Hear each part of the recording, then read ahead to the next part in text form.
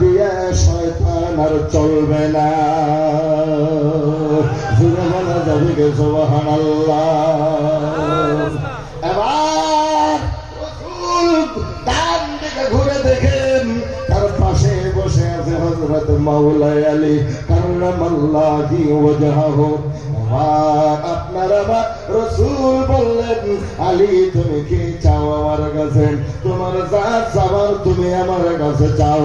আলী বললেন, নবী গো আমার কিছু লাগবে না, আমাকে শরণ দেবেন না, আমার কিচ্ছু লাগবে না।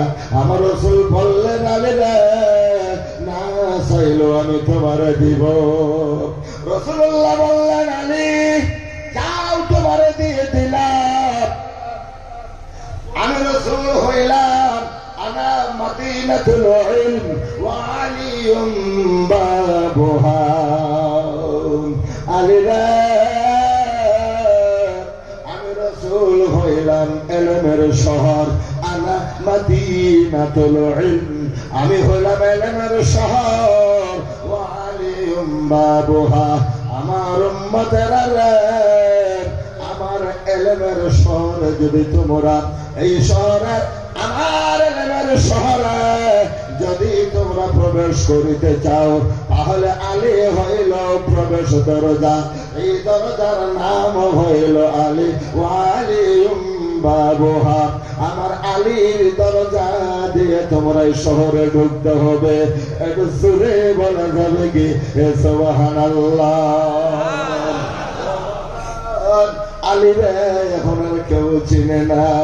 আলী রে বললেন রাদিয়াল্লাহু তাআলা আনহু বলতে চায় না, মনে হয় আলী একজন সাধারণ নগণ্য মানুষ।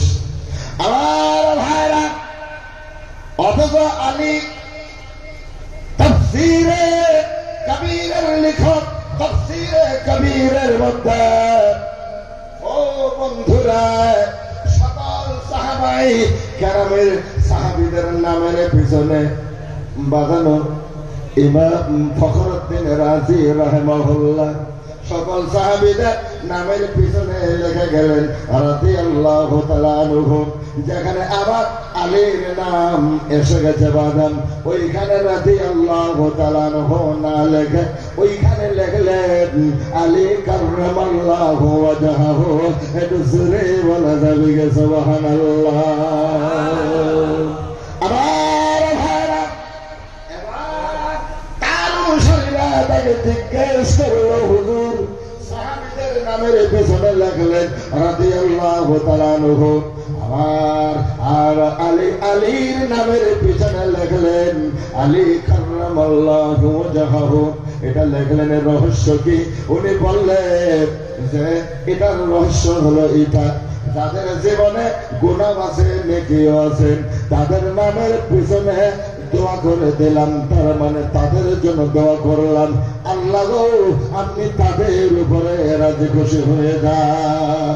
আমার ভাইরা, আল্লাহ আপনি তাদের উপরে রাজি হন, তারাও যেন আপনার উপরে রাজি হয়। জোরে বলা যাবে কে সুবহানাল্লাহ। আর মাওলা আলী কাররামাল্লাহু ওয়াজহাহু এই কারণে লিখলাম আলীর জীবনে একটা গুনাহ কোনোদিন আলী করে নাই। এই কারণে আমি ইমাম ফখরুদ্দিন রাজি রাদিয়াল্লাহু তাআলা আনহু লেখার সাহস পাইনি। জোরে বলা যাবে কে সুবহানাল্লাহ। এত মহব্বত বলে আল্লাহুম্মা সাল্লি আলা সাইয়্যিদিনা মাওলানা মুহাম্মদ ওয়া আলা আলি সাইয়্যিদিনা মাওলানা। আরেকটু সামনে চলবো বাদাম, নইলে কথা ইনকমপ্লিট হয়ে যাবে।